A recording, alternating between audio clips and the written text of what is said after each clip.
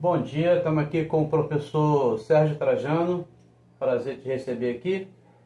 Iremos fazer aqui uma entrevista a respeito da educação aqui na Baixada Fluminense e em todo o Brasil. Queria começar, professor, perguntando ao senhor a respeito de quais carreiras e cargos e funções que um educador pode assumir em um contexto escolar. Por favor. Bom dia. Num contexto escolar, nós temos várias opções. Fundamentalmente, nós somos professores, mas a gente pode atuar na biblioteca, a gente pode atuar na secretaria, principalmente na rede pública, a gente pode ser desviado de função e atuar na parte pedagógica da escola. Claro que os professores têm que ter uma certa formação para atuar nessa parte de orientação pedagógica, mas nós temos várias opções, até porque muitos professores não conseguem se adaptar ao dia a dia da sala de aula numa Baixada Fluminense onde os alunos muitas vezes não têm um respeito pela nossa classe. Então muitos professores que têm problemas inclusive de saúde mental são desviados de função e acabam atuando em outras áreas. Mas existe dentro de uma escola muitas áreas que a gente pode atuar até para ajudar a escola. Sim, professor. E a respeito de quais oportunidades dessa área na iniciativa privada e também na iniciativa pública, visando aqui a nossa Baixada Fluminense aqui? Olha, o magistério, ele oferece muitas oportunidades. A pessoa que opta pelo magistério, ela, como eu digo, difícil ela ficar desempregada.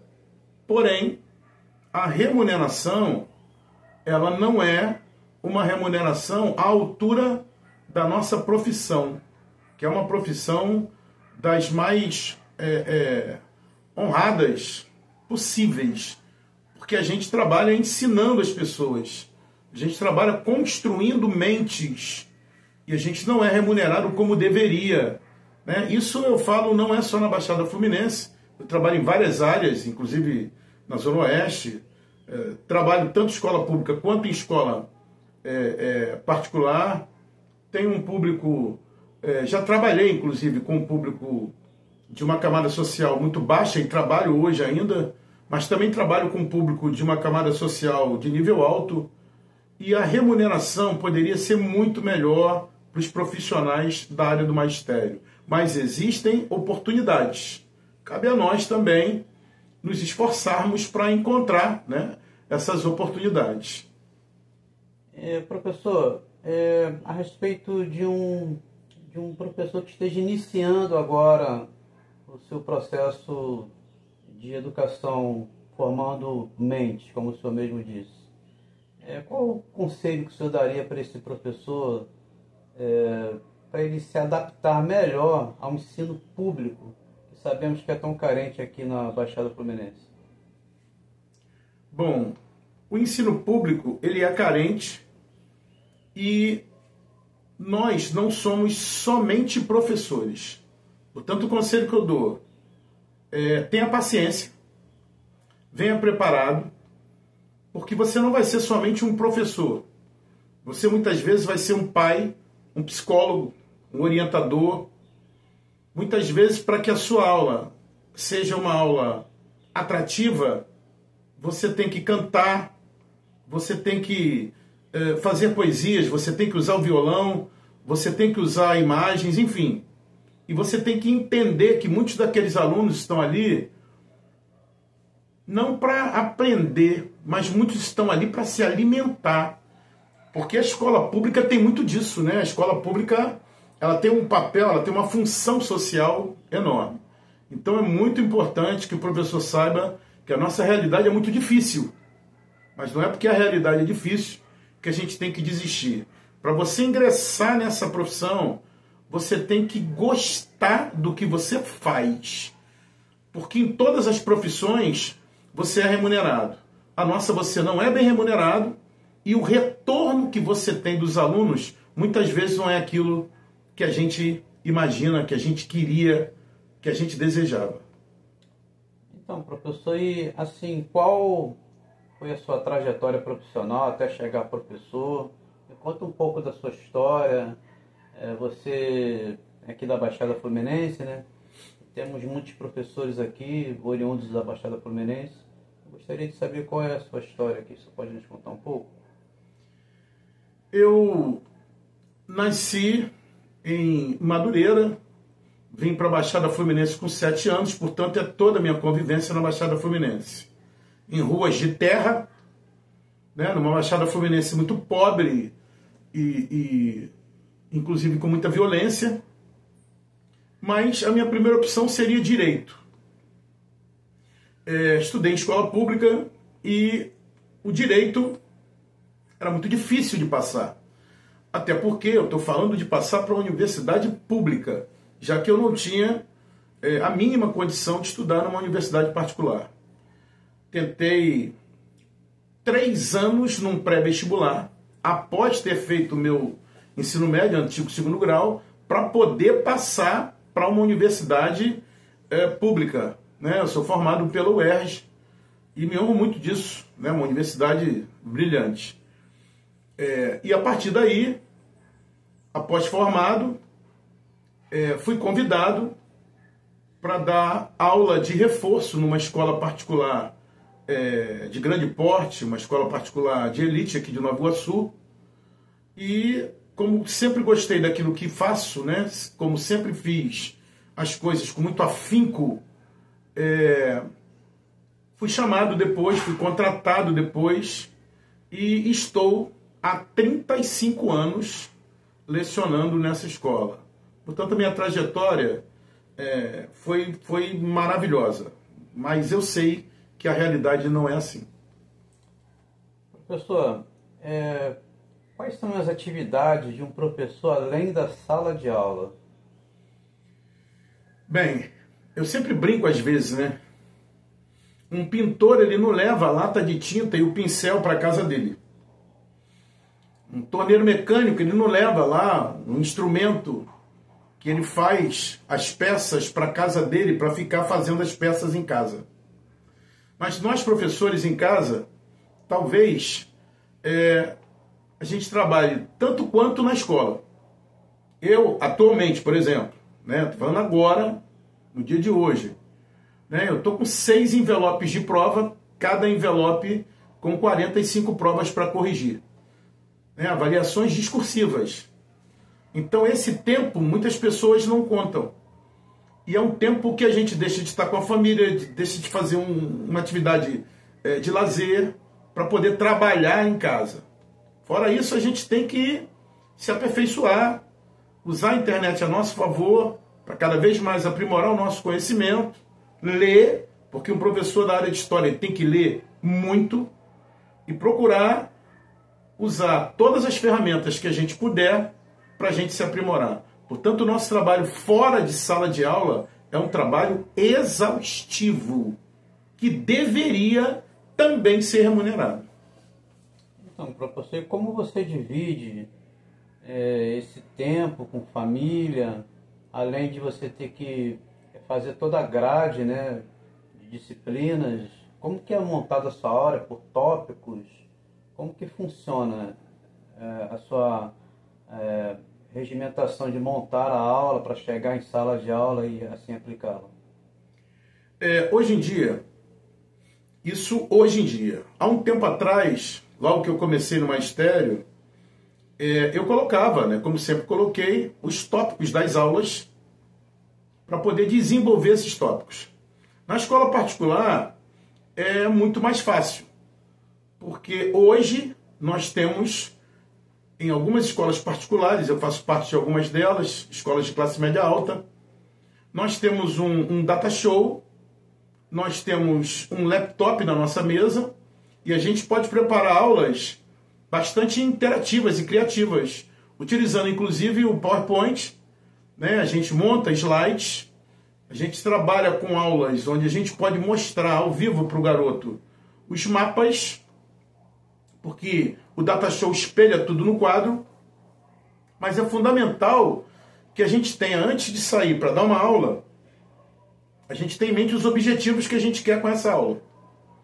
O que a gente pretende que o aluno entenda com essa aula? Quais os tópicos fundamentais que a gente tem que desenvolver nessa aula? E, fundamentalmente, se preparar, ler, porque um professor ele nunca para de estudar. Para que a aula seja uma aula leve, prazerosa, porque a gente sabe que ninguém consegue ficar 2 tempos de 50 minutos olhando para você. Uma aula de história ela tem que ter interatividade. Aula não é palestra. Eu sempre falo isso para os meus alunos. Professor, o senhor citou algo aqui muito interessante, né? De que um professor ele nunca para de estudar, né? Como é feito no seu caso? O que você faz para adquirir mais conhecimento? Qual é a sua busca? Como que você se prepara? Em história, principalmente nos dias de hoje, a gente tem muitos recursos. Tem a revista de História da Biblioteca Nacional, que a gente pode encontrar gratuitamente, inclusive, na internet. Existem aulas online de boa qualidade, em sites de boa qualidade, que a gente pode assistir, inclusive. E é lógico, os livros não podem faltar. Livros importantíssimos de autores conceituados, como a Lilia Moritz, né, que tem uma obra espetacular. E a gente precisa estar também investindo na nossa carreira. Investindo de que maneira?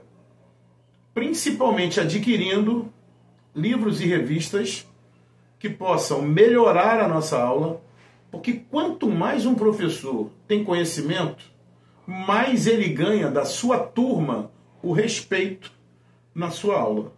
Então a gente tem que procurar ler bastante, ver a internet muito, né? Alguns filmes ajudam, inclusive, os próprios alunos a entenderem, a gente pode colocar esses filmes em ação na hora da aula, mas principalmente entender que a gente continua para sempre estudando, porque a história ela é viva, ela se modifica.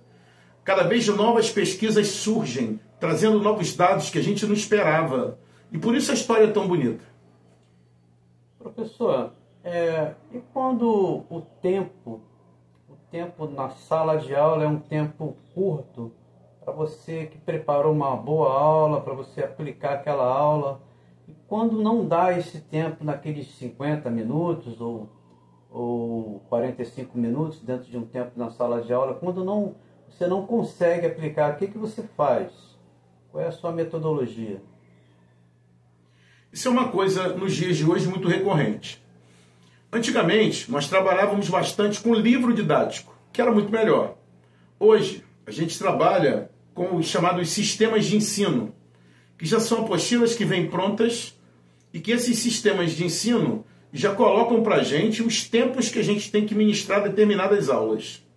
Só que na área de humanas, principalmente na área de história, isso é muito difícil. Porque se você começa a despertar no aluno o prazer de entender aquele assunto, ele começa a interagir e participar. E muitas vezes não dá tempo, porque você tem que dialogar com ele, você tem que fazê-lo entender o que você está explicando.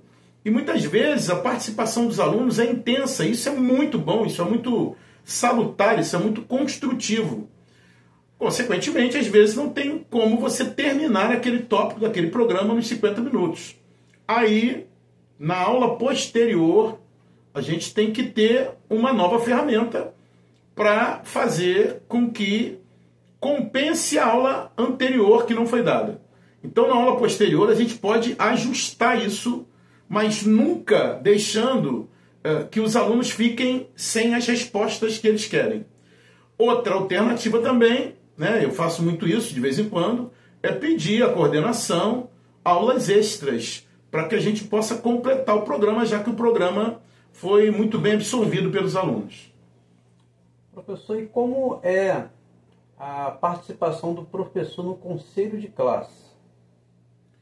O conselho de classe é um momento ímpar, porque você encontra vários colegas de várias áreas E a gente pode aí sim ter um perfil completo daquele aluno.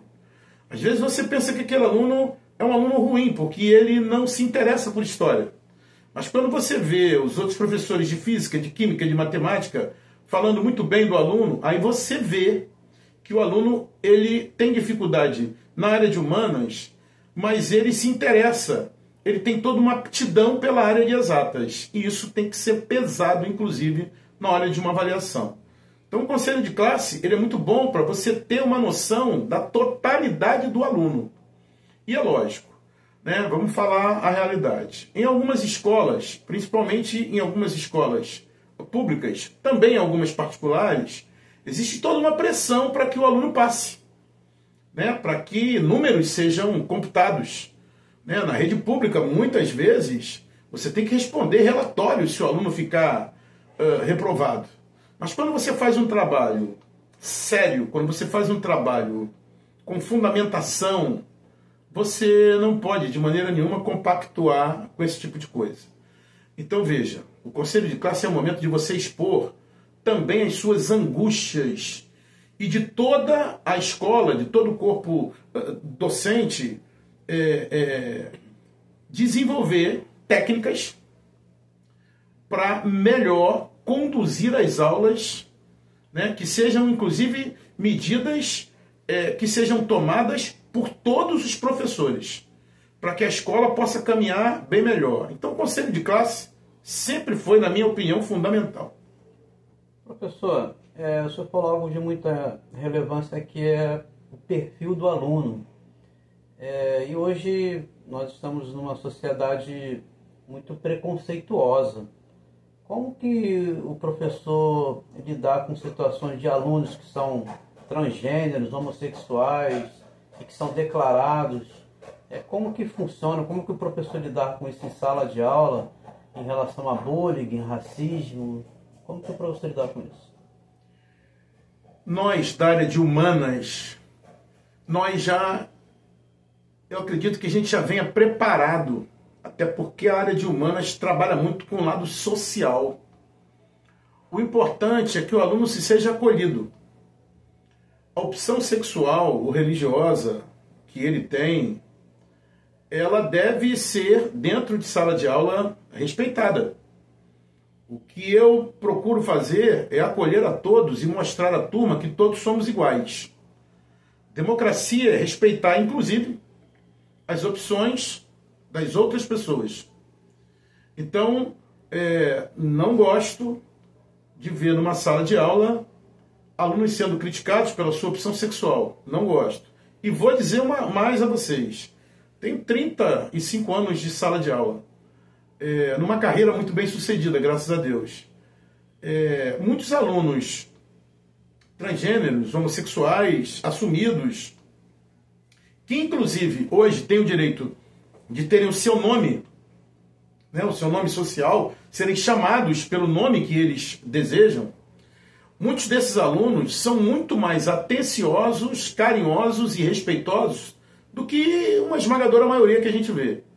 Então, cabe a nós acolher e fazer com que o nosso trabalho chegue a eles sem qualquer tipo de preconceito. Professor, quais são os argumentos que o professor usa para manter a disciplina em sala de aula? Bom, eu venho de uma geração que tem como base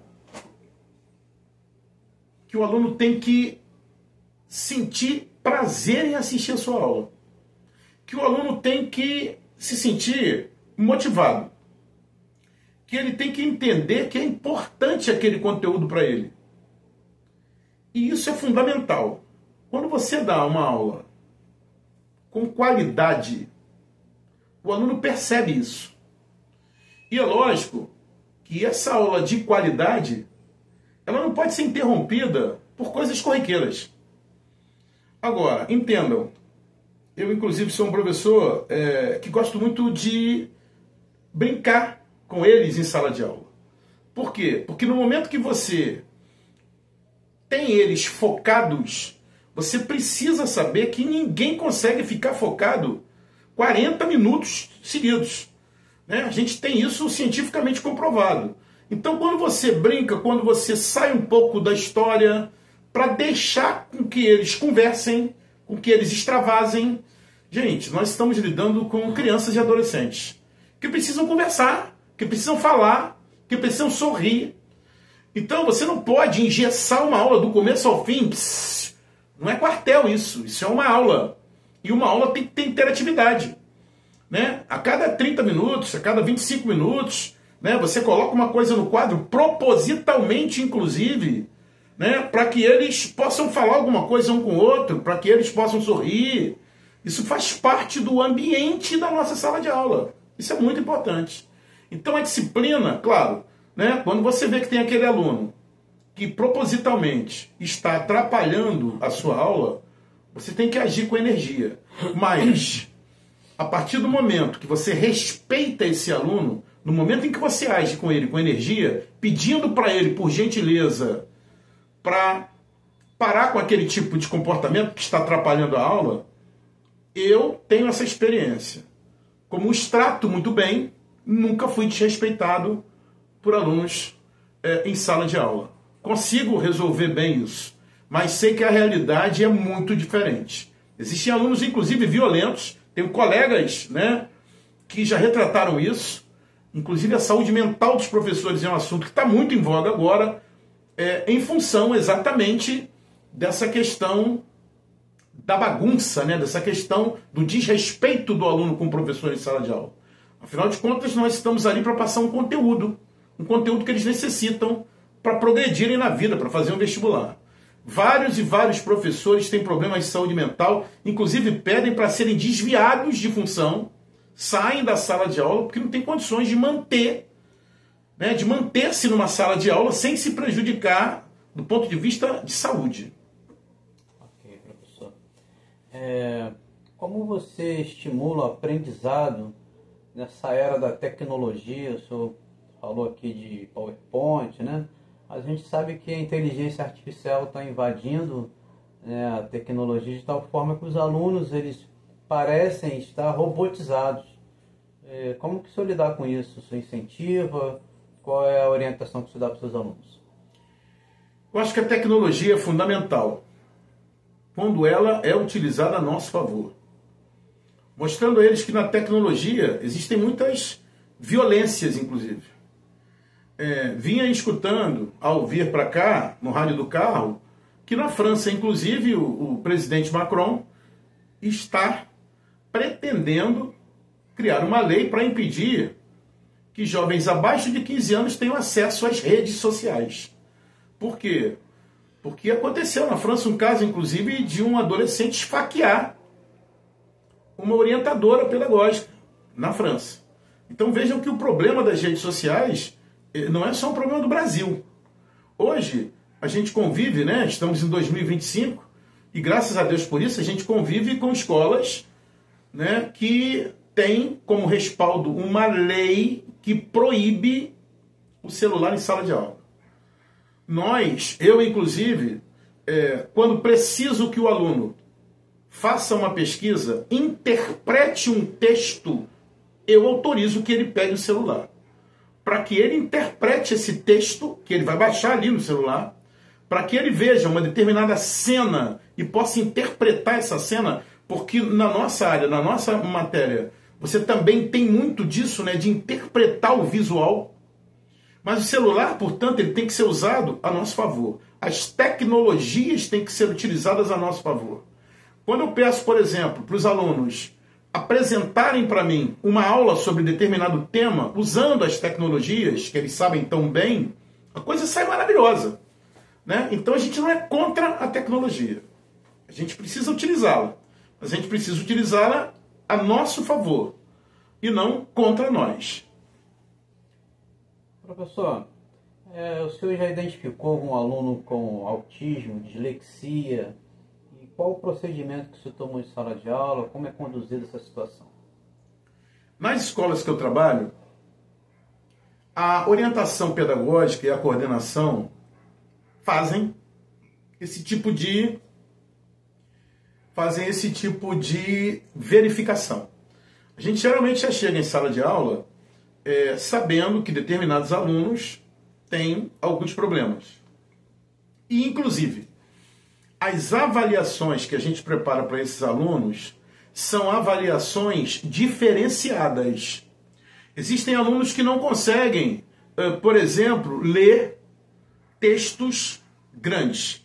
Existem alunos que não conseguem ler textos com letras menores.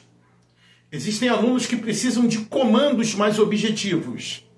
E a gente procura avaliá-los de acordo com o que ele apresenta, né? Seguindo sempre as orientações que a nossa coordenação pedagógica passa para a gente, né? E procurando saber um pouco do que é a dislexia, do que é o autismo, né? Para a gente poder entender, para a gente poder deixá-los participar da aula. Na realidade, a nossa função é também atingi-los. Por que não? Né? Fazendo com que eles possam participar dessa aula. A avaliação é uma avaliação diferenciada para esses alunos e eu procuro sempre conversar muito com eles. Né? Eu sempre acreditei que se o aluno tem uma empatia por você, se ele gosta de você, fica mais fácil para ele procurar entender o que você está falando. Até porque ele tem uma relação prazerosa com você. Então esses alunos, eles têm que ser acompanhados e são acompanhados de maneira diferenciada. Professor, nós temos uma última pergunta aqui e gostaria que o senhor me dissesse a respeito se você é realizado ou gostaria de atuar em outra área para se tornar realizado no ensino de educação aqui no Brasil. Com todos os problemas que a educação nos traz, com todos os problemas que o magistério apresenta, principalmente o magistério da rede pública, eu sou professor da rede estadual do Rio de Janeiro, e existem alguns problemas, a gente vê isso, mas o problema não é basicamente da escola. A escola ela é um organismo que vem para tentar sanar, inclusive, esses problemas. Né? Muita gente diz assim, o professor ele funciona às vezes como um pai que o garoto não tem em casa. Algumas coisas os alunos aprendem conosco e não trazem da família, o que é uma coisa muito estranha, né? Porque muitas famílias também são desestruturadas. E a gente procura mostrar a esses meninos que eles podem, através da educação, solucionar esses problemas. Então, é muito gratificante a minha profissão. Né? A minha profissão é muito gratificante. E eu, graças a Deus, sou um professor muito realizado, muito realizado. Digo para vocês que se essa pesquisa for feita com um número grande de professores, nem todos eles, acho que muitos vão falar o contrário, mas no meu caso, né, pelo amor que eu tenho à minha profissão, pela seriedade que eu encaro, né, estar em sala de aula, né, se você for pesquisar numa escola quantas faltas eu tenho, geralmente no ano eu não tenho nenhuma, porque eu só deixo de ir para a escola se realmente eu estiver doente, não estiver incapaz de ir. Porque há uma responsabilidade com aqueles jovens que estão ali esperando você. Uma responsabilidade não só de entender um conteúdo de história, mas hoje eu entendo que a gente passa muitos exemplos para esses jovens. Então, na minha profissão, eu sou completamente realizado. Eu gostaria também, professor, só para a gente finalizar, que o senhor nos desse aqui um apontamento da diferenciação entre o ensino na escola particular e do ensino na escola pública. Algumas redes particulares exploram o professor de uma maneira avassaladora, principalmente numa carga horária extensa para ganhar uma miséria, fazendo com que o professor, até na sociedade de um modo geral, seja visto de uma forma bem de chacota, né? Tem professor, caramba, hein? Tá maus. Por quê? porque todos sabem da realidade de salários que o nosso país oferece aos professores. Né? Principalmente algumas escolas particulares que querem pagar apenas o piso, né? 20 e poucos reais numa aula em que o professor se esforça, que o professor for para a faculdade, né? Pagando 20 e poucos reais uma hora aula para um professor. Isso é uma coisa absurda. Mas também existem escolas particulares que dão plenas condições de você trabalhar, que te dão uma remuneração muito melhor e que te dão todo um aparato, toda uma estrutura para você desenvolver um trabalho legal. Então existem escolas e escolas particulares. A rede pública é uma rede maravilhosa, que oferece inclusive lanche, almoço, enfim, para os alunos. E que os professores ganham mais do que na rede particular. Porque se você for contar o plano de cargos e salários, né, você vai ver que ao longo dos anos você vai acabar ganhando muito mais do que na rede particular. Fora a questão da própria estabilidade em si. E de você trabalhar com os jovens que realmente você sente que eles necessitam ouvir algumas coisas. Né? Então, a rede pública, ela tem toda uma estrutura, mas o público, os jovens da rede pública, por serem jovens que vêm de uma condição social muito precária, às vezes é muito mais difícil de você fazê-los entender que a educação é um caminho para mudar essa vida. Enquanto que na rede particular, alguns jovens, isso não são todos, vejam, existem jovens também na rede particular de ensino que não querem absolutamente nada porque já tem uma condição financeira e acham que serão herdeiros. Né? Mas cada caso é um caso, cada realidade é uma realidade, e a gente nunca pode diferenciar. Se você é um professor sério, que se compromete com a educação na rede pública, você também é esse professor na rede privada.